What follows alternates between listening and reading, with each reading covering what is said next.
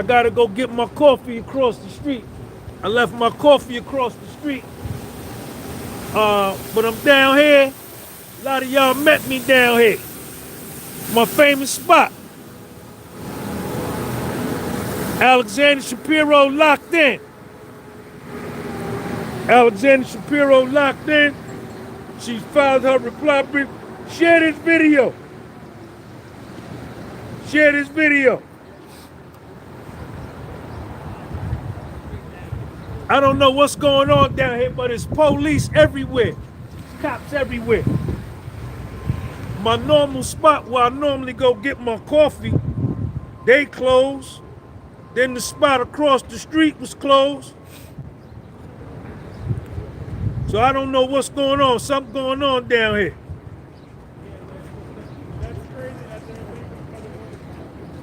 So I got the brief. I pulled it down. You could go on paper. Is there a link where we could read our motion asking for his release? Jermel Anderson, Fierce Soul, what up? Curtis might be there. Yeah, tell Funny Blue Jacket. Tell Funny Blue Jacket I'm down here right now in Lower Manhattan and I ain't got no security. There's police everywhere, but me and him could talk. Hold up, let me get my thing right. Hold up. Hold up.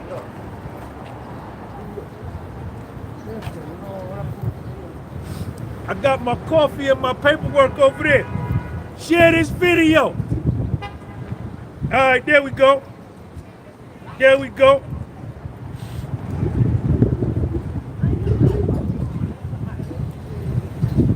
Hold on. Share this video. Share this video, D. Compton, what up? Share this video.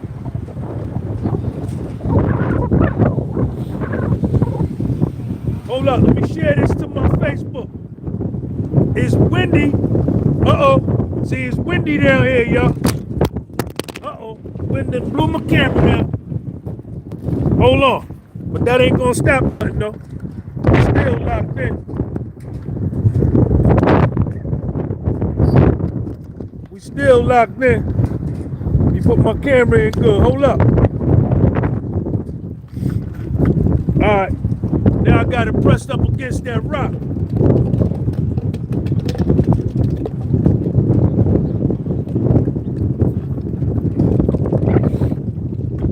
It's windy down here, y'all. It's windy.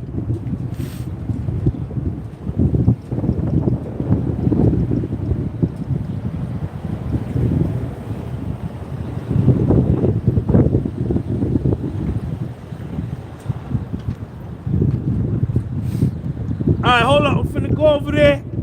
I gotta get my coffee and my notes. Hold up.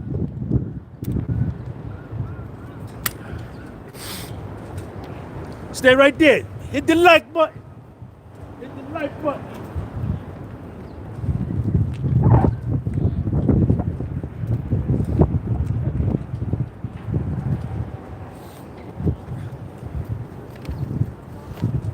Check my coffee out. Look at my girl Myra. Myra, what's up? I had to go get my coffee. You can pull this paperwork down. This is on PACER. This is public information. Here it go right here. United States Court of Appeals, Second Circuit, United States of America versus Puff. Right? To be argued by Alexander Shapiro. Alexander Shapiro gonna argue it. She the best. She the best. She the best. I was up there. I met Alexander Shapiro up there on the 8th floor. I met her on the 8th floor. I seen her one time in the cafeteria. And then I seen her up on the 24th floor. I seen her up on the 24th. Look at my coffee. Look at my coffee. No sugar in the coffee. No sugar. That's why I got abs. Look at my ghetto. Look at my ghetto. Look at how I look. Look at my gear. Everybody share this video. All right, so look. Right off the bat, I'm not going to play with it. I'm gonna tell you right what Alexander Shapiro said. I pulled this down off of Pacer. This is public information. Your tea ain't no good. Nobody drinking no tea. We drink coffee. Drink coffee. Page, look at that. Page 39, page 39 of 40. This court, the Second Circuit Court of Appeal, should order Puffy's immediate release and grant a judgment of acquittal or at least vacate and remand for sentencing. This court should order Puffy's immediate release and grant a judgment of acquittal or at least vacate and remand for sentencing. Right off the bat. Right off the bat. Right off the bat. That's what we do. Right off the bat. Right off the bat. Right off the bat. We're not playing around. Ain't no games. Nothing funny. We're not laughing. Puffy was not in the Epstein files. Sean G, I was not in the Epstein files. Puff was not in the Epstein files. You understand? That hit the like button, man. Y'all gotta put me on more than 31 likes. Y'all gotta put me on more. I need 75 like buttons right now. Hurry up. Do it now. Do it right now. Hurry up. I went and got this coffee from another spot because the spot I normally get my coffee from, they closed. All the stores down here is closed. It's police everywhere. Something might be going on. Something might be going on. But I don't care.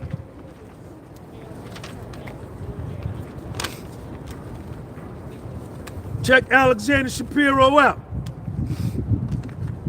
Check Alexander Shapiro. Listen, we not playing, man. Hit it. I need 75 likes. Hurry up. Give me 75 likes right now. Hurry up. Do it now. Do it now. Do it now. Do it now. I need 75 likes right now. Do it now. Hurry up. Hurry up.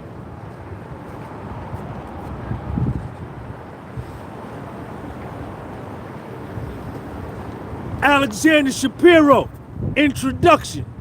I know it's not flipped around right where y'all can read it on the live. I ain't got no control over that. Jay Khan, what up? I see you. Monique, sidebar. Introduction. This is the first sentence. This is the first sentence of her reply brief to the Southern District of New York. The government has extraordinary power to take away a person's liberty. The most important check on that power is the right to a jury trial, which is the Sixth Amendment. What John Adams called the heart and lungs of liberty. When 12 New Yorkers declare someone not guilty, he is not guilty, period. With an acquittal, the jury, as a representative of the community, has asked the federal government to authorize punishment, and the jury has refused to do so. That's what happened here in the Puffy case. The 12 New Yorkers, the jury refused to authorize any punishment for coercive sex or conspiracy. Myra, thank you, baby, for the super chat.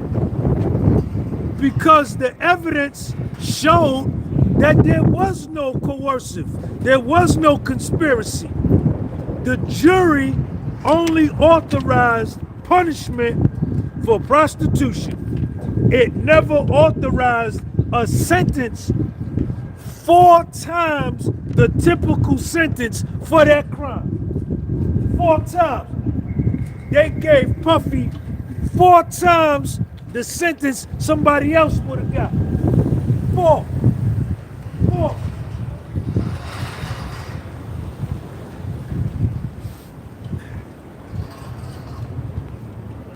But the judge in Puffy's case imposed one anyway.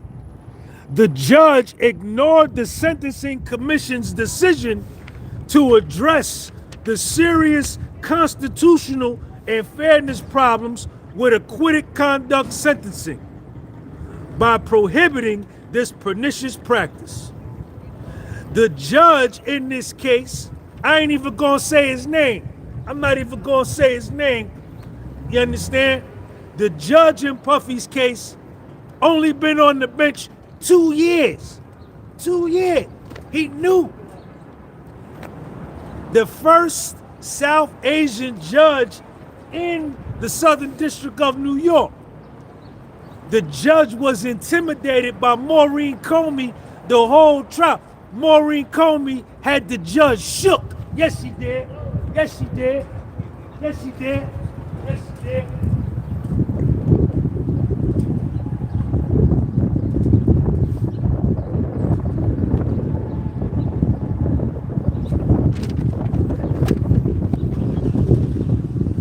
The judge ignored the criticism from multiple Supreme Court justices, federal judges, lawyers, academics that led to the new guideline. It defied a 25-year jurisprudence from the Supreme Court holding that facts authorizing higher sentences must be found by a jury beyond reasonable doubt.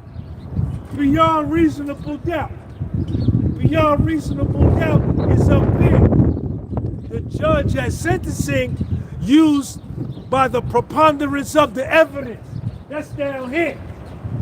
By the preponderance of the evidence is down here. Beyond reasonable doubt is up here. This is the jury. And the judge justified his use, his sentencing Puff to 4 times the normal amount of time for that crime by using acquitted conduct, number 1, and Alexander Shapiro, she kills all of that in here. But he said by a preponderance of the evidence, which is a standard and a bar more used for in civil cases, not criminal cases. You understand? Alexander Shapiro, page 2. I'm on page 2. Everybody got that document? Get your paperwork out. Come on, we're gonna go through it together. Tell Funny Blue Jacket I'm down here right now and I ain't got no security.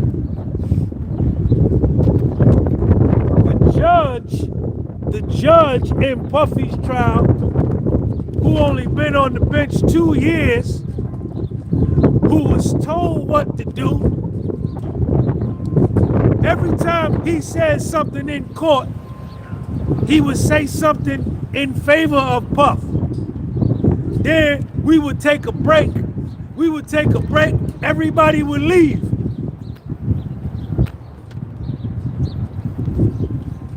He go in the back room, then when he come back out, he say something totally different.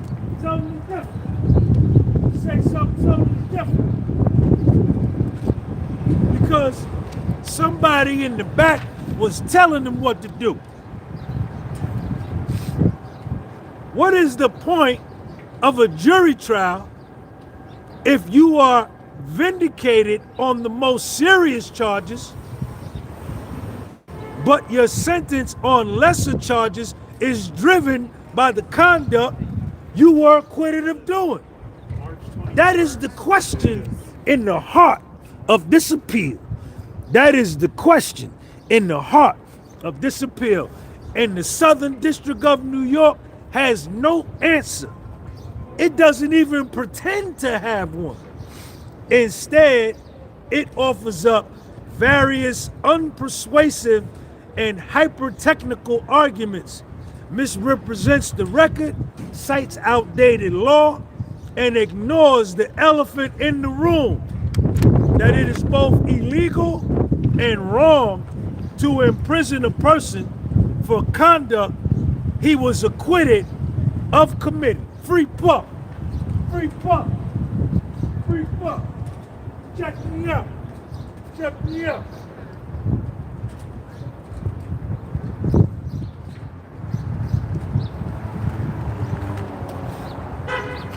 So, you know, Puff was not in the Epstein files. There are men walking around free in society that were in the Epstein files. No charges, no nothing. And here, we talking about a man that went to trial. Took it to trial. Said, man, bring your best. Puff said, bring your best. They brought 34 witnesses. 34. 34. They brought 34 witnesses. Then the Southern District of New York said, yo, we rest our case. Then that judge who enhanced Puffy 13 levels and sentenced him using acquitted conduct by a preponderance of the evidence, which is a constitutional issue. It's a what's the word I'm looking for, y'all? Malpractice. I don't think malpractice is the proper word. It's fucked up. That's what it is. Over sentenced him. It's windy out here, y'all. It's windy. Hold up, let me get some coffee. Hold up, stay right there.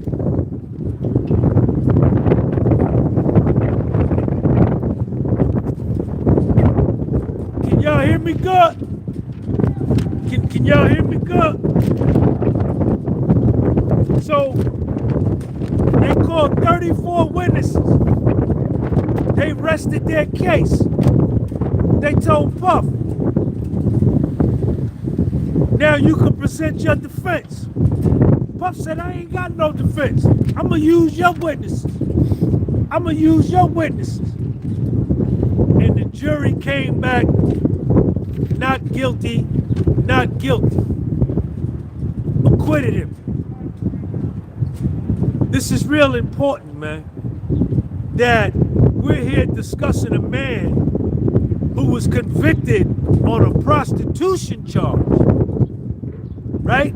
And in 1986, the Department of Justice told everybody, say, yo, don't bring no prostitution cases to federal court unless it was a commercial entity, a for-profit entity, a madam, a brothel, a pimp. I dropped my toothpick. Which none of that applies to Puffy's case. This was his girlfriend's, man. Jane Doe that he stole from Funny Blue Jacket. You understand? Hold on a second, John. Hold on.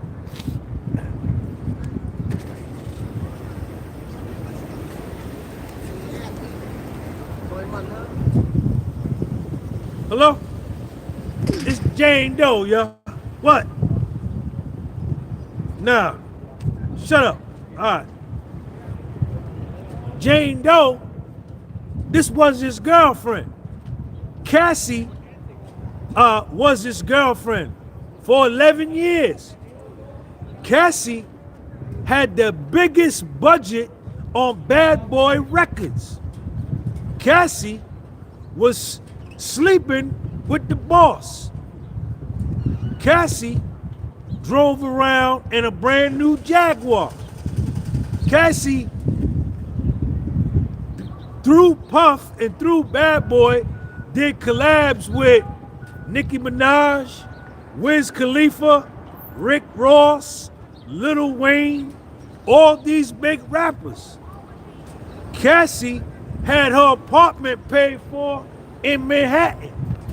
Cassie, when she moved to LA, Puffy paid that rent.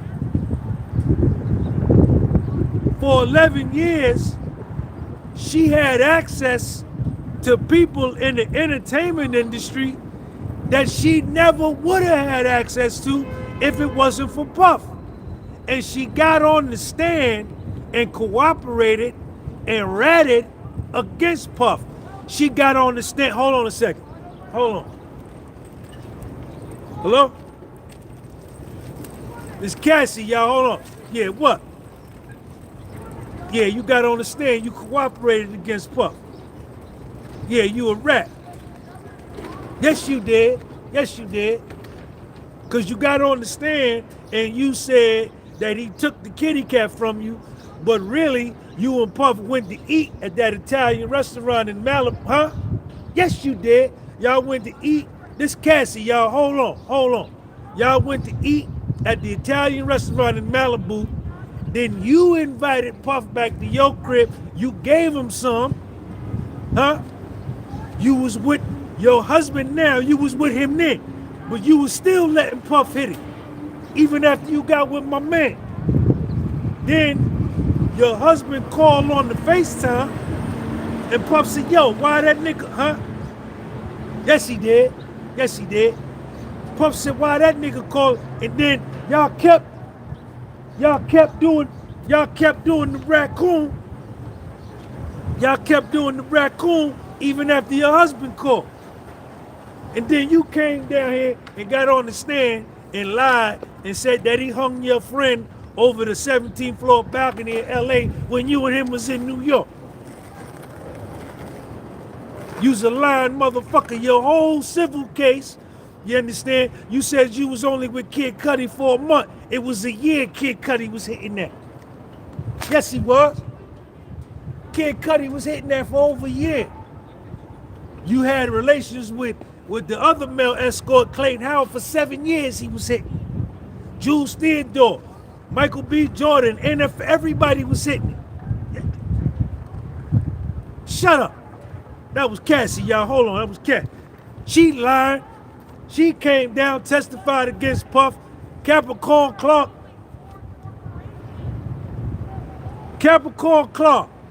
Cassie, Breonna Bogelin, Jane Doe, Deontay, hey Deontay, Deontay Nash, Mia, all committed perjury, on the stand right there, right up there on the 26th floor. They all came down and committed perjury. Yes, they did. Yes, they did. Yes, they did. Yes, they did.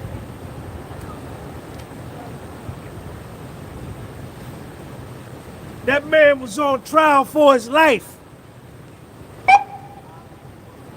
That's the police.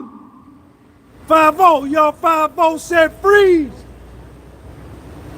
So this is the case. In the Southern District of New York, the prosecutors knew that they were on the stand committing perjury, which was prosecutorial misconduct. Put that man through that anyway.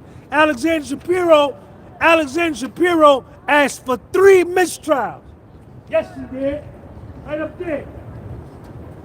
That's how crazy this case was. Alexander Shapiro, page 3. Get your work up, get your notes out, get your pen and your notepad. Puffy should be released, his conviction should be reversed, or the case should at least, at the very minimum, be remanded for resentencing. Check me out. Alexander Shapiro. Check me out.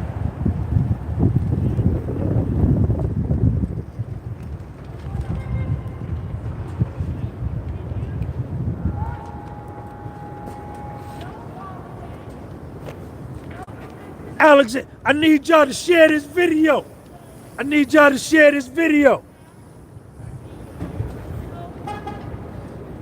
Yeah, all they wanted to talk about,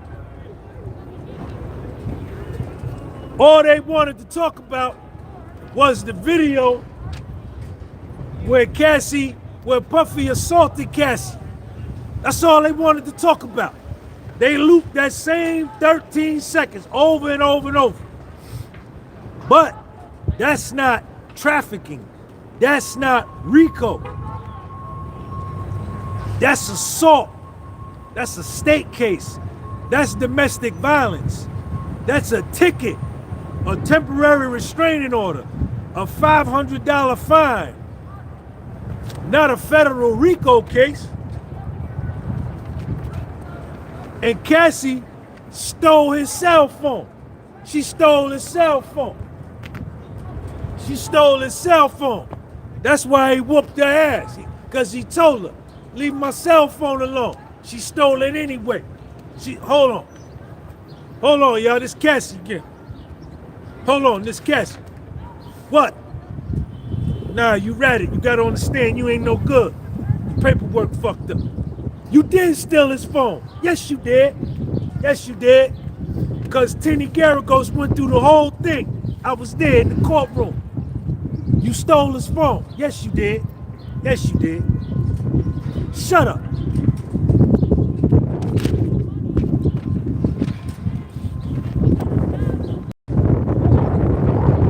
Argument. Using acquitted conduct to increase Puffy's sentence was unlawful and unjust. The judge in Puffy's case misinterpreted the acquitted conduct guideline. The judge,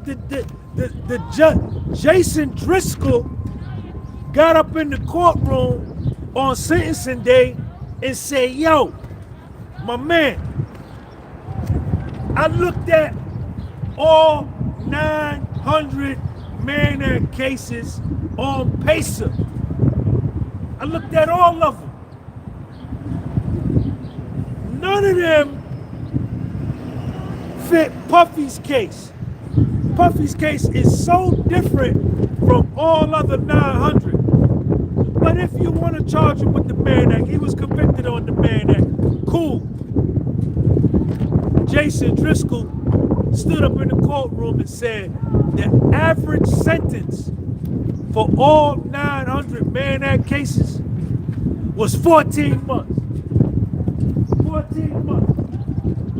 14 months. They gave Puffy 3 times that. Then the Southern District of New York, the prosecutors who lost that trial, they got beat. Yes, they did. They lost. Yes, they did. The prosecutors cited 2 cases as precedent cases to justify a 50-month sentence. Hold on a second, y'all. This Jane Doe. What? What you want? You and Puffy only had 1 fight. The whole 3 years you was with him, y'all had 1 fight, and you started it because you banged his head into the countertop. I'd have beat your ass too. You banged my head into the countertop. You started that fight because the feds told you to start that fight because they needed some violence in the SEX trafficking joint. What? You set up the freak off. He stole you from Funny Blue Jacket. Where Funny Blue Jacket at? And you got on the stand and you cooperated. You was up there 4 days. Gina didn't cooperate though. You cooperated. You ratted. Gina ain't rat though. Neither did Young Miami. Shut up. Hold on, y'all. They keep calling me, man. They don't think I know. They telling everybody else something different. I know what happened. The Southern District of New York cited 2 cases. The Jordan case, where this dude, Dylan Jordan, ran an international prostitution ring. He made $1.4 million.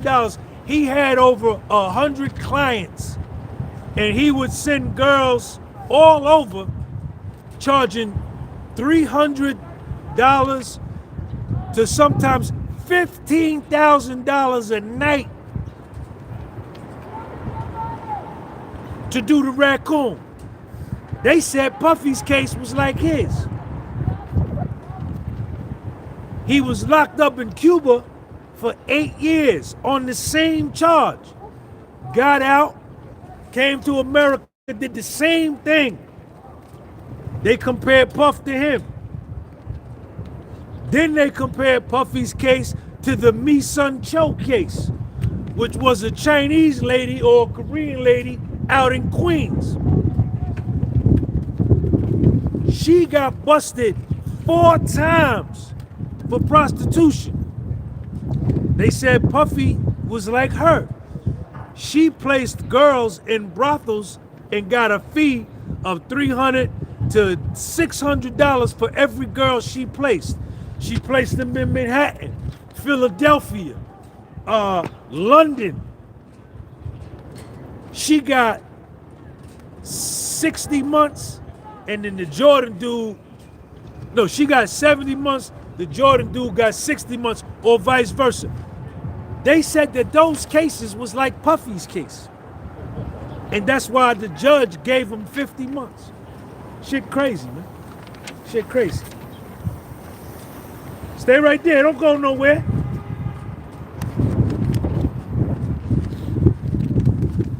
This is what the judge said. This is what the judge said. This is what that whack-ass judge said.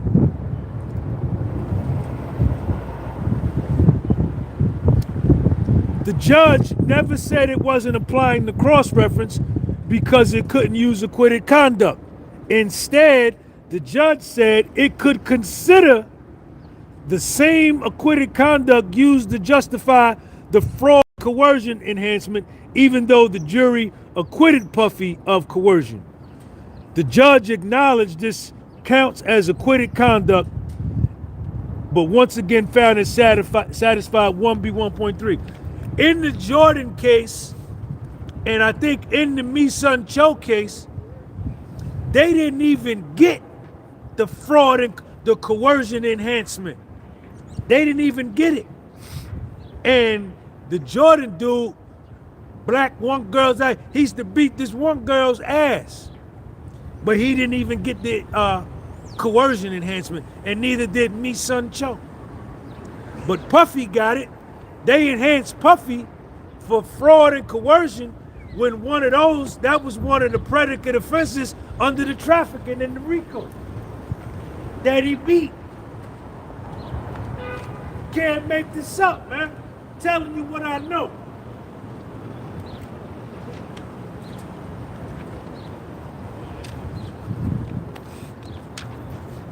Y'all got your notebook? Get your notebook out. Listen. I took the best notes. I took the best notes better than anybody that was down here covering the case. I took the best notes. My notebook was the best. I was the best. Get your notebook out. The United States Sentencing Commission sought to end a decades-long practice that makes a mockery of the jury system and due process and engenders disrespect for the law. It carved out a narrow exception for situations where acquitted conduct overlaps with convicted conduct, because it also proves an element of the offense of conviction. The exception's text is clear. But even if ambiguity existed, it would have to be resolved in Puffy's favor to avoid serious constitutional problems identified by so many judges discussed in Puffy's and the amicus brief. Shit is crazy, man.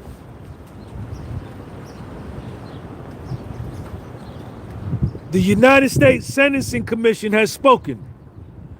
This judge gave Puffy a sentence driven by acquitted conduct and 4 times the average for the offense. Is exactly what the United States Sentencing Commission tried to prevent.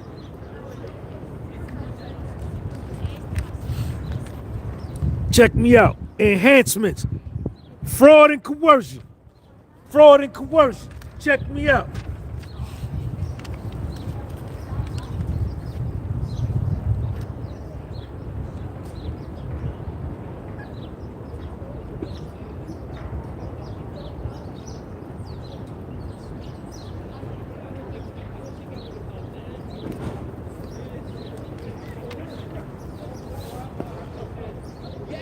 I read this whole thing, man. I read the whole thing as soon as I got it.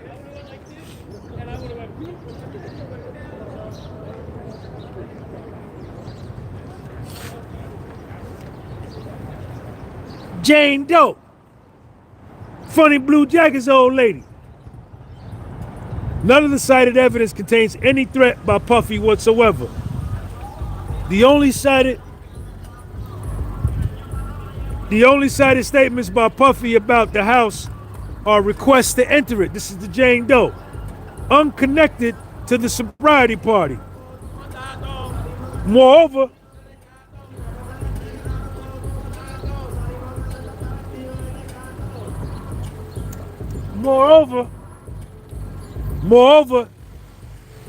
Funny Blue Jacket's old lady, Jane Doe, testified she agreed to the sobriety party and couldn't say no to Puffy because of how much she loved him, not because of threats. Funny Blue Jacket's girl loved Puffy. She loved him. She loved him. She loved him. She said it. She said it up there on the stand.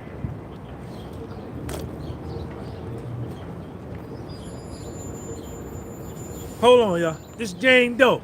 What? Yeah, I know you love Puffy. I was there at the trial. I heard you. Shut up. Cassie. Let's talk about Cassie. Nor does any evidence corroborate Cassie's testimony claiming she was blackmailed on the May 2012 flight from Cannes to do a freak-off. The government summary chart contains no flight, no hotel record, no communication documenting any freak-off that month. Cassie's story about Puffy playing the videos on a commercial flight with other passengers present also defies belief. Puffy took pains to keep the videos secret. Cassie got up in the courtroom and told a lie that Puffy made her do a freak off when they flew back, I think it was France somewhere, that he made her do a freak off. But there was no flight record, no hotel record, no text, no nothing about a freak off even happening that whole month, let alone that one time. Shit is crazy.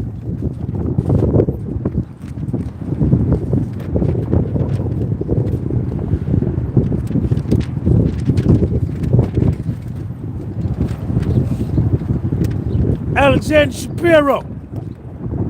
When the jury acquitted on the trafficking, it necessarily rejected coercion just as much as it rejected causation.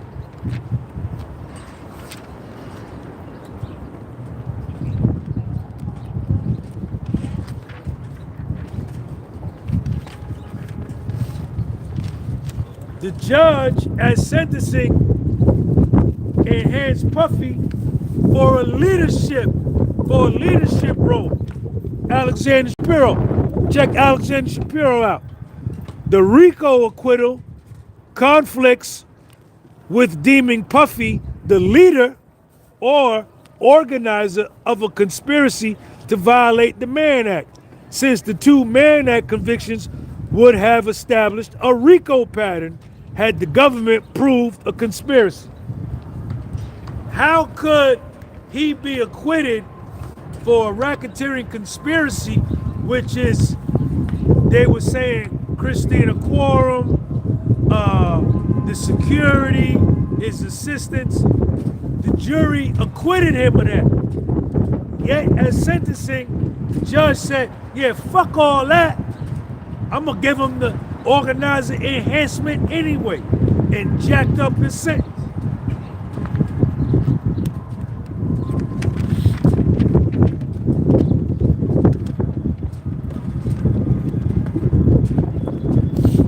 Alexander Shapiro, the district court, the judge in Puffy's case, violated statutory and constitutional. Oh, y'all, hold on. Phone call.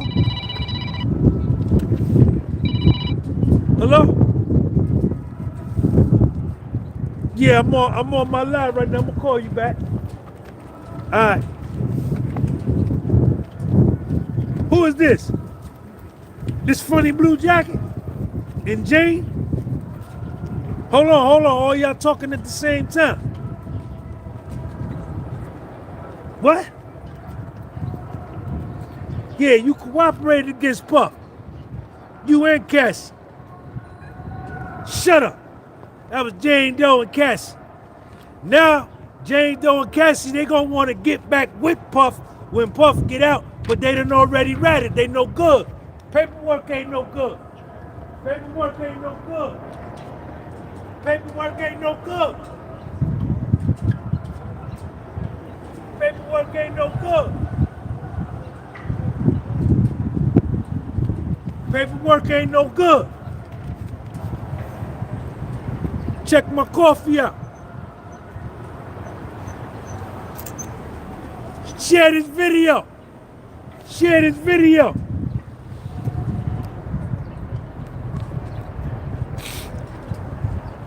The judge in Puffy's case and the government, the Southern District of New York, who lost that trial, interpretation of 3661 would raise serious constitutional and lenity problems.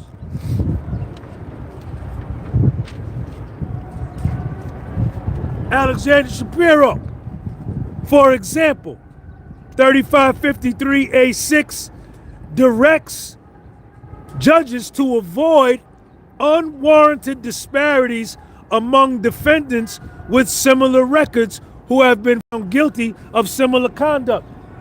They tried to compare Puff to the Jordan case and the Mi Sun Cho case.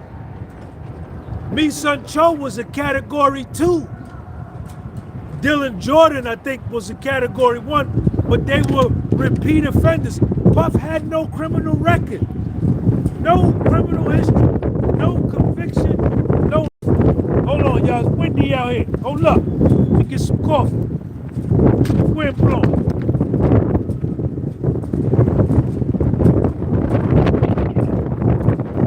Hold up.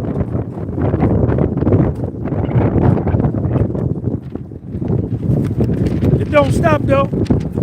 I don't care if it starts snowing out here. I'm gonna get this shit done. You know why? Because I'm the best. That's why. I'm the best.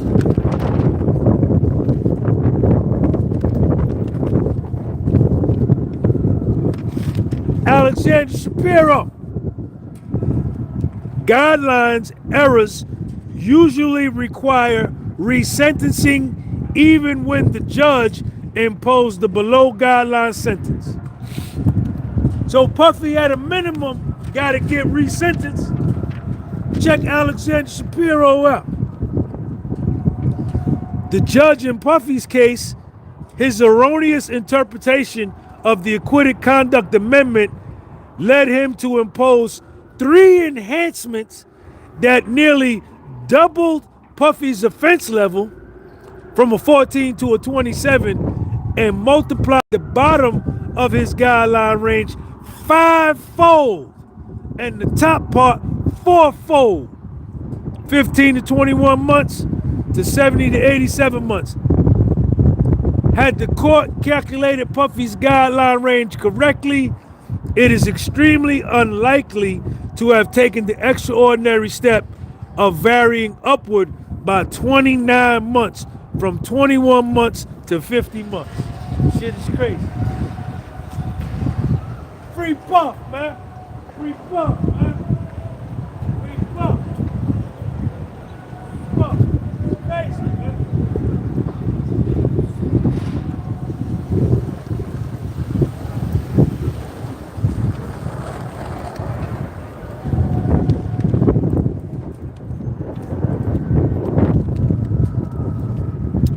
Coercion fits Apprendi's definition of an element that must be found by the jury beyond a reasonable doubt. Without the judge's coercion findings, Puffy's 50-month sentence plainly would have been substantively unreasonable and therefore illegal. That is obvious because this sentence was quadruple the average Mann Act sentence for a defendant with the same criminal history and base offense level, including defendants who received the coercion enhancement. Many such defendants receive no jail time. A lot of people with Puffy's criminal history and what they say Puff did didn't even get any jail time. This nigga got 50 months. Crazy.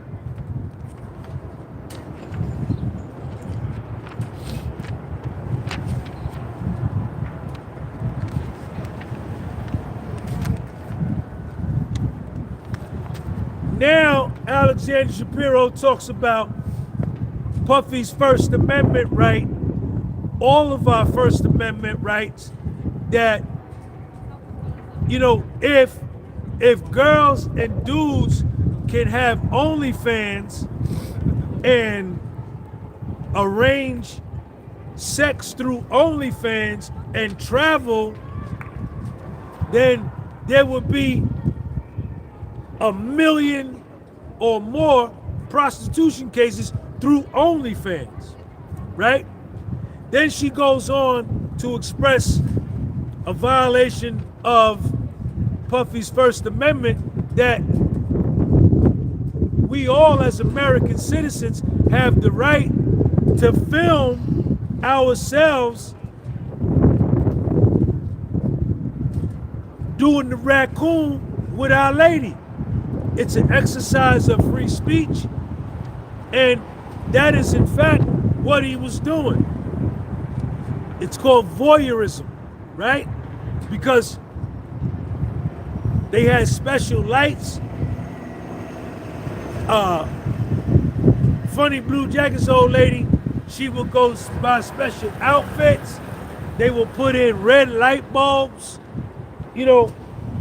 So it really was amateur torn, right? She argues that in here. The government argues prostitution means any sex for money, and the plain meaning dissolves all constitutional concerns about the Mann Act. Check this part out.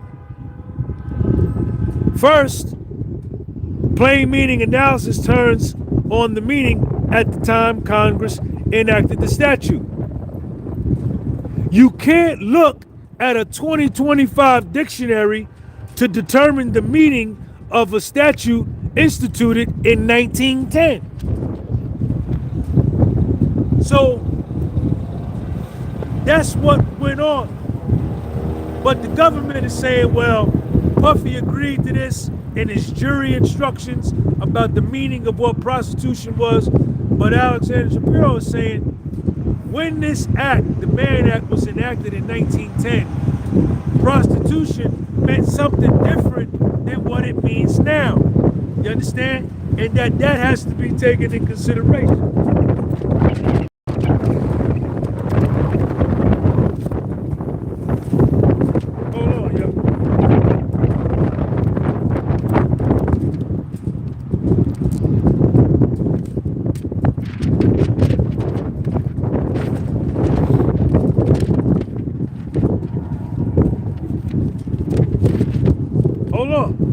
got it. Don't go nowhere.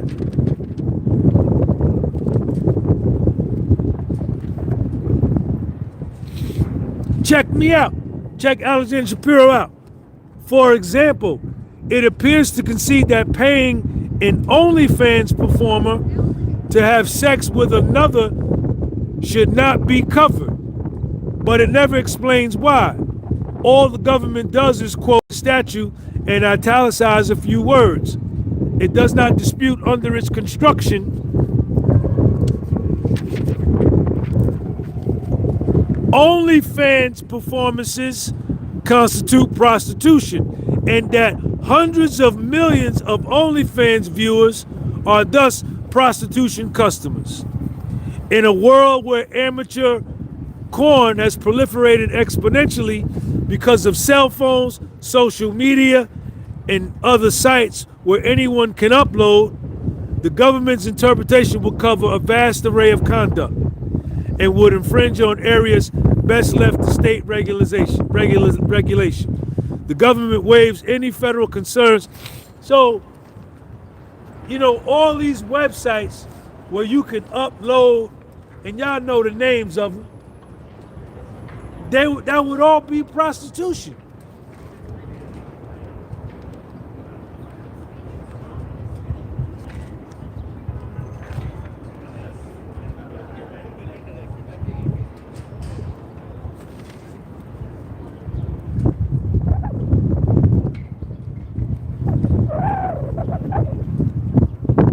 OnlyFans had 377 million fan accounts and 4.6 million creator accounts.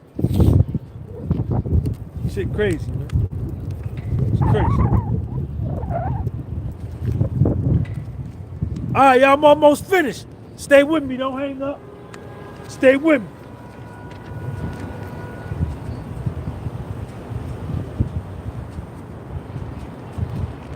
Hold on.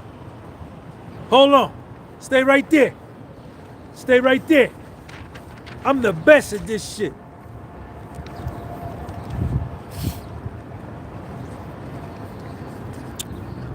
On page 26, a narrow construction is needed to avoid the constitutional problems. A sensible solution would be to follow modern state courts that have adopted a straightforward definition. Prostitution means trading of sexual conduct with another person for a fee, where the sexual conduct is performed on the person who pays the fee. Prostitution requires touching between the prostitute and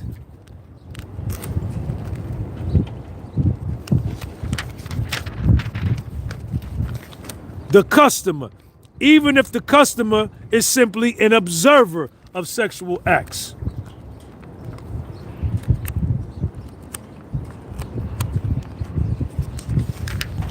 Alexander Shapiro. The government argues that Puffy's conviction should stand even under his proposed limiting construction because he was not acting as a true voyeur, but instead directly participated in the sex acts at issue. But the government cannot dispute that Puffy never had sex with any of the male entertainers.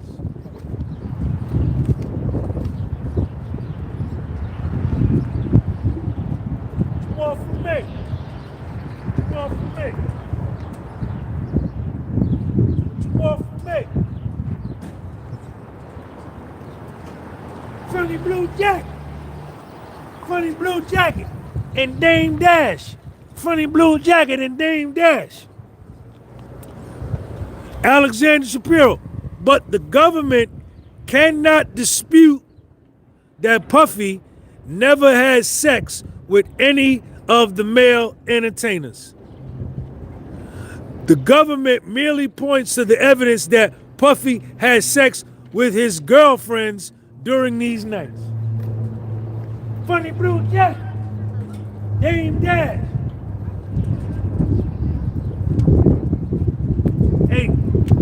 Hey, Dame Dash, don't let your teeth fall out.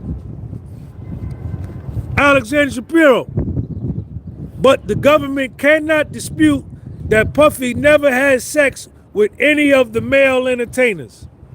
The government merely points to the evidence that Puffy had sex with his girlfriend. What y'all want from me, man? What you want from me? I'm just a YouTuber. That's it. Just a YouTuber. Just a YouTuber. That's it. Just a YouTuber. Check me out. Check me out.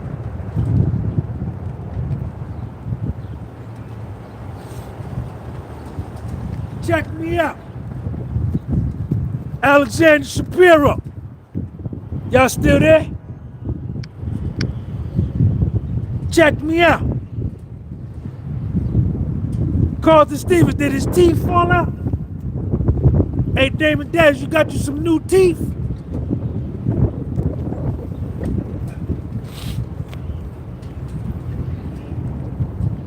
The government denies Puffy was producing amateur porn, citing certain testimony from entertainers Sheree Hayes and Daniel Phillip. But neither Sheree Hayes or Daniel Phillip participated in any Mann Act offenses. They didn't travel interstate. Those who did travel expressly consented and indeed insisted in having the sex filmed.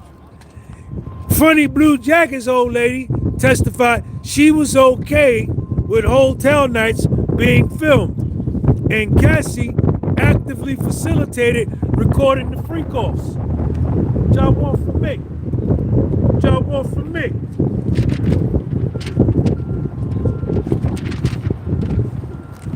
What y'all want from me?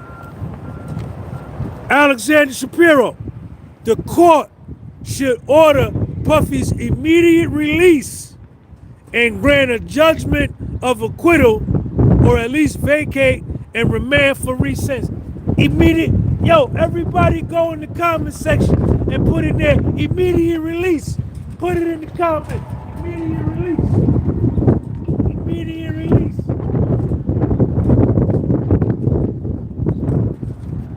Put it in the comment section. Look at that right there. Look at that. Alexander Shapiro. Alexander Shapiro. Alexander Shapiro. The court should order Puffy's immediate release and grant a judgment of acquittal, or at least vacate and remand for resentencing. Put it in the comment section. Immediate release. Immediate release. Immediate release. Immediate release.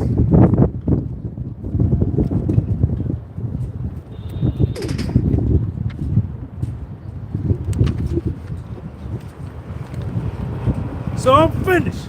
I'm finished. Straight from the paperwork. Hold up, let me show you. Hurry up. Go online and download it now. Immediate release.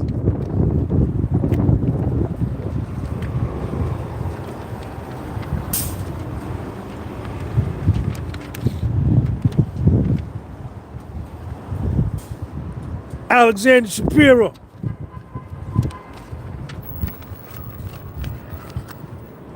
Alexander Shapiro, listen. Let me tell you something, man.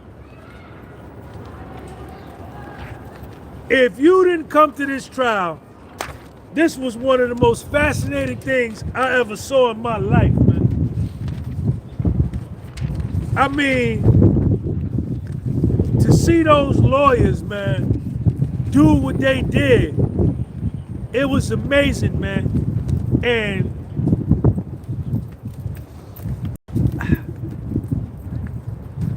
Puffy's lawyers,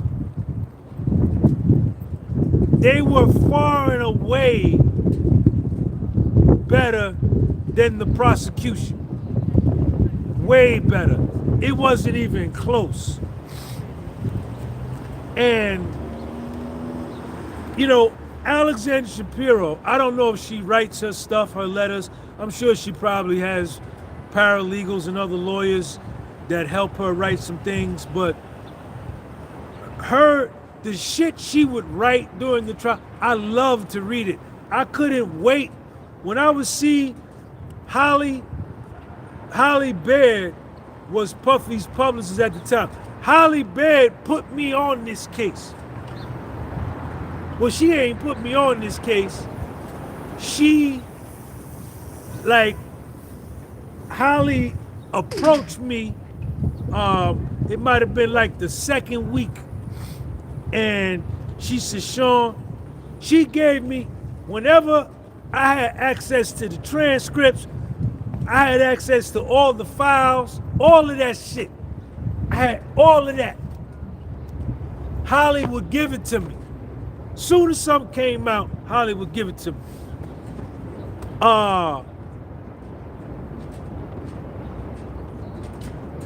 Holly saved Puffy's life too. Holly was before the verdict. That's very important. See, hold on, I'm gonna come back to that. Watch my dome though. Check me out.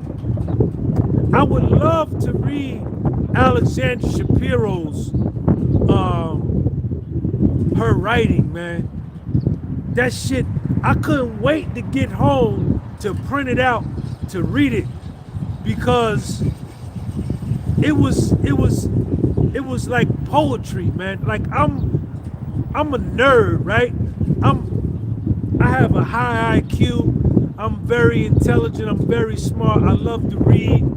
I used to go to Barnes and Nobles. Come my man right there, Devon DeFrant. Thank you for the super chat. I used to go to Barnes and Nobles and lay on the floor and be in Barnes and Nobles just reading books for like 3-4 hours. Like I love to read, right? I love knowledge. I love information. And I used to read Alexander Shapiro stuff. I loved it. And she was standing in the back of the courtroom. She sat way on the back in the left. She sat over here.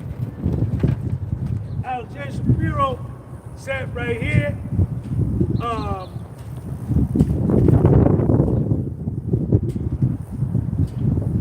Brian Steele sat right here.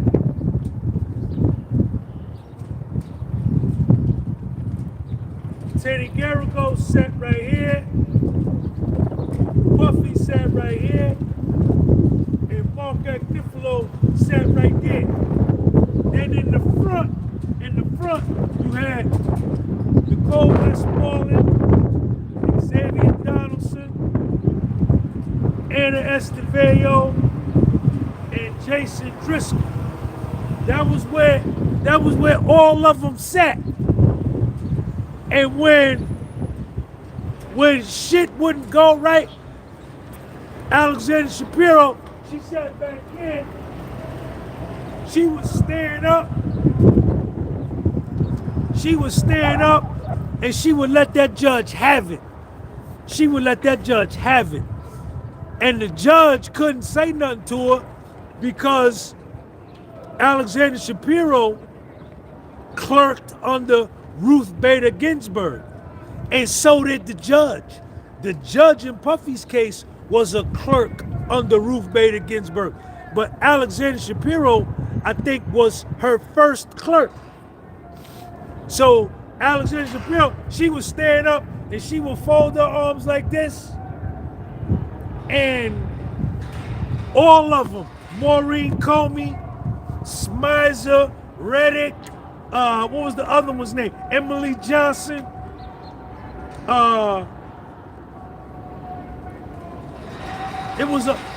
They all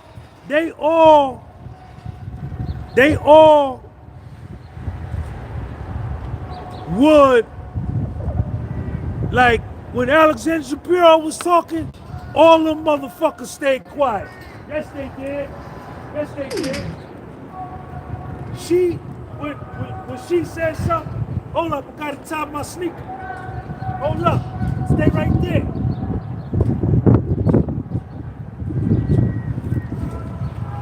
What's up, man?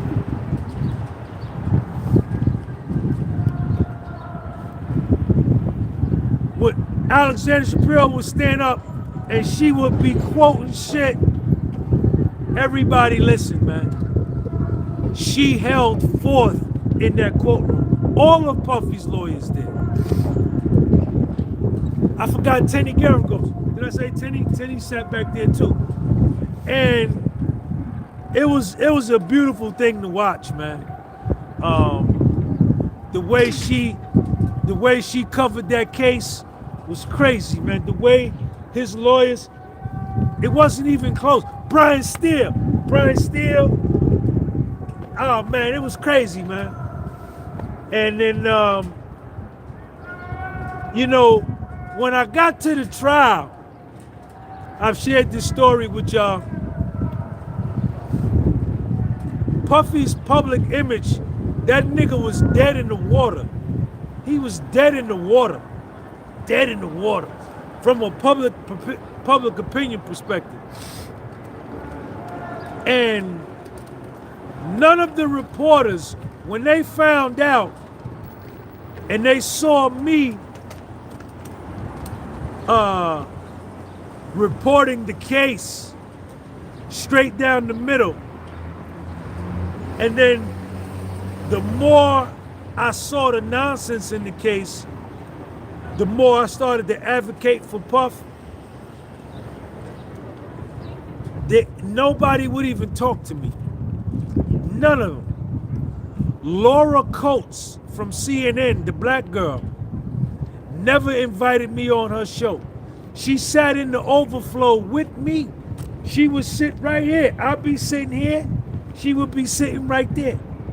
Never once. She would always have all these other people on her show that was anti-Puff. Jerica Duncan from ABC with Gayle King. She was in the overflow with me a few times. Jerica Duncan, one day, I was reporting outside, she got her phone and came and filmed me like this. Taking pictures of me. Jerica Duncan from ABC came, filmed me, took pictures, never invited me on ABC.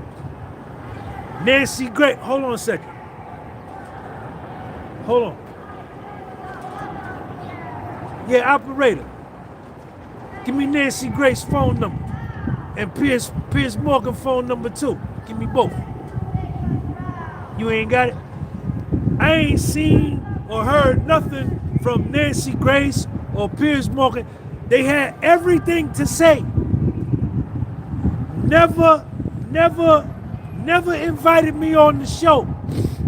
TMZ. Hold on a second. Yo, this California? Give me the phone number to TMZ. Huh? Why they don't talk about the Puff case no more? Because they lost? Yeah, it's like... TMZ had a black girl up here covering the case. She never invited me on TMZ. Jerica Duncan from ABC never invited me on the show. Laura Coates from CNN, none of the black dude, there was a black dude from NBC, his hair was like this. He was in the overflow they was all in the overflow with Sean G, but they never fucking invited me on the show. Never. You know why? You know why? Because the narrative, everybody thought Puffy was gonna get convicted. Everybody thought he was going to prison for life. And that's all they talked about. We would be in the same courtroom. We would come outside and they would say something totally different. Totally different. And then they started calling me the hip hop YouTuber and tried to get me kicked out the courtroom. Yes, they did. Yes, they did. They tried to get me kicked out the courtroom. But the Sun, Moon, and Stars said, nah, never that. Sun, Moon, and Stars said, never that. Sean G gonna stay in the courtroom. And the more I covered the case, TMZ, Jerica Duncan, Laura Coates. Well, Laura Coates, she used to have that black girl lawyer Monique Presley on her show. Monique Presley used to call it down the middle. And Monique Presley used to say, I don't think Puffy's going to get convicted. She kept it real. And then I told Laura Coast, yo, tell Monique Presley to call me. I want to bring her on the show. Nobody will fuck with me. Nobody will fuck with me down here. Nobody. Nobody. Nobody. Nobody. They wouldn't even talk to me.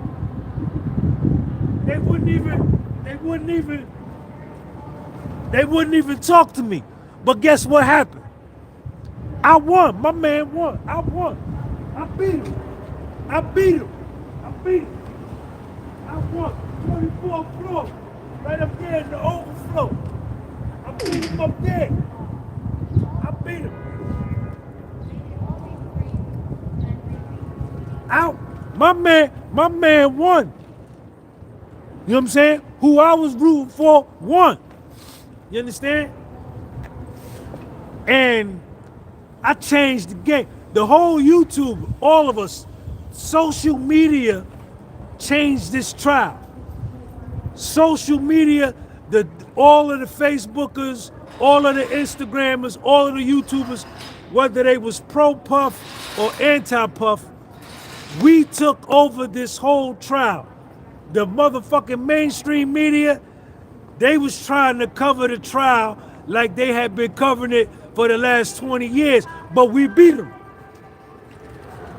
Social media took over the trial, 100%. 100%.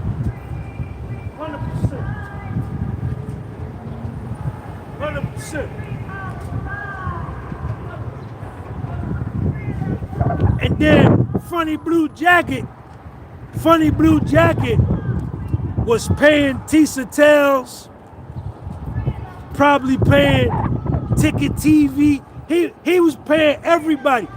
Funny Blue Jacket. And this is the crazy part. Check Sean G out. Funny Blue Jacket and Netflix started shooting the Diddy documentary before the trial even started. They started shooting the Diddy documentary in 2024. September, August, July 2024. Puffy's trial didn't start to May 2025. They thought Puff was getting convicted. Everybody did. Everybody did. And let me say this. Fair and balanced journalism. When I first saw Puff, when they raided his crib, I said, that nigga done. That's what I said to myself. I did fair time. I've been investigated by the feds. I've been followed by the feds. I've been under surveillance by the feds. I got indicted. I pled guilty, been in federal court, went to federal prison, the whole shit. When I saw them raid his crib, I said, that nigga finished, man, to myself. And he beat him. He beat him. He took him to trial and he beat him. And, you know, I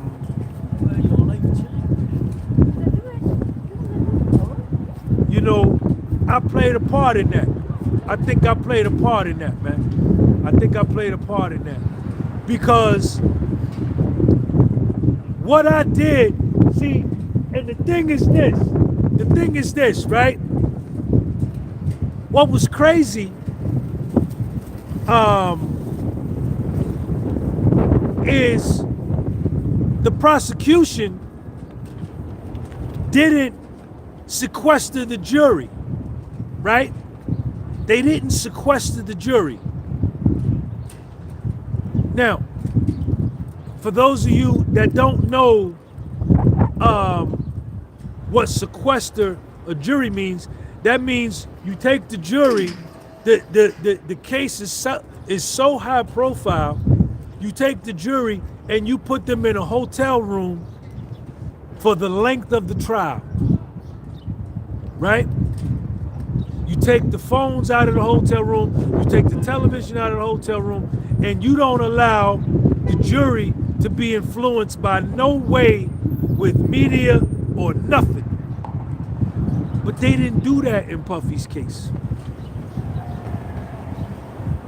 And when I look back on this case, my conclusion, I could be wrong, but my opinion is they didn't want to sequester the jury. They wanted the jury to go home every day and get on their phones and see Nancy Grace and see Piers Morgan talking bad about Puff, see Laura Coates doing the narrative that Puffy's going down, see Jerica Duncan talk about how Puff is going down, CNBC, Fox News, Inside Crime, Tisa Tells, Gene Deal. They wanted them to see the whole world was against Puff so that it could be easy for them to go in and convict Puff. But this is what I did. Just me, myself, just being a nigga of integrity, right? I couldn't help but call the trial straight down the middle, right? But as we got deeper and deeper into the trial, like the third week, the fourth week, and I saw Jonathan Bach destroy Dr. Dawn Hughes. I saw Mia get crushed on the stand by Brian Steele. I saw Nicole Westmoreland body slam Breonna Bogelin. I saw Jane Doe get pile driven by Tenny Garrett. I saw these people committing the perjury. I told myself, I said, Sean, I said, when you come out and you do your lives and speak to the jury. Aim your lives at the jury, because if they leave in the courtroom watching all the bullshit, they watching you too. And you go on your lives and you tell the truth. That's what I did. And I started to say, if one or two of them jury members watch my shit, it may give them the courage to be like, nah. That's how I started to do my shit. True story. True story. True story.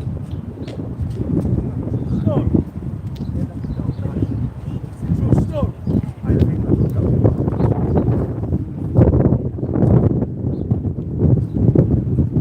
True story.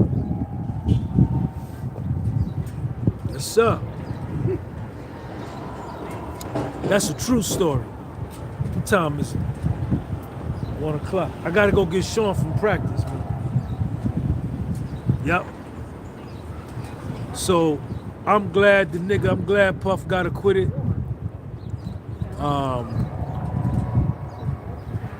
It was a victory. Puffy's acquittal was a victory for foundational Black American men who have been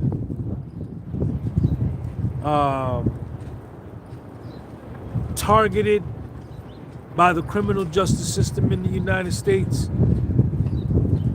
have been over-policed by the criminal justice system in the United States, over-sentenced by the criminal justice system in the United States, have been mistreated by the United States criminal justice system. And Puffy's acquittals was a victory for us. And I'm happy, man, that I'm happy that he won. And, you know, that's how I feel. But let me get up out of here, man. I gotta go pick my son up from baseball practice. Shout out to Alexandra Shapiro. The oral argument is gonna be on April the 9th, 2000 and next month. In 3 weeks, Alexander Shapiro is going to do her oral argument on April the 9th. I think I'm going to make it. So I'm sure it's going to be crazy down here. If you come down, I'll see you when you get here, man. Shout out to everybody. Share this video. Make sure you follow me on Instagram, The Podcast with Soul, and holler at y'all later. Peace.